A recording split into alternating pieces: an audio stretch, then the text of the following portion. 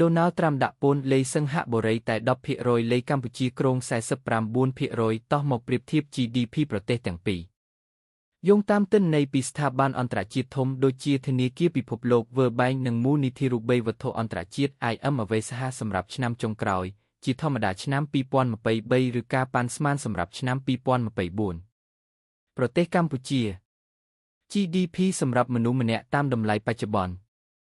សម្រាប់ឆ្នាំ 2023 ប៉ាន់ស្មានប្រហែល $1,840 ទៅ $1,860 ដុល្លារអាមេរិកសម្រាប់ឆ្នាំ 2024 ការព្យាករណ៍ប្រហែល $1,940 ទៅ $1,970 ដុល្លារអាមេរិកប្រទេសសិង្ហបុរី GDP សម្រាប់មនុស្សម្នាក់តាមតម្លៃបច្ចុប្បន្នតួលេខនេះជាទូទៅស្ថិតនៅក្នុងរង្វង់ប្រហែល $80,000 ទៅ $90,000 ដុល្លារអាមេរិកតួលេខជាក់ស្ដែងអាចប្រែប្រួលបន្តិចបន្តួចអាស្រ័យលើប្រភពនិងអត្រាប្តូរប្រាក់ដែលប្រើប្រាស់ឧទាហរណ៍ IMF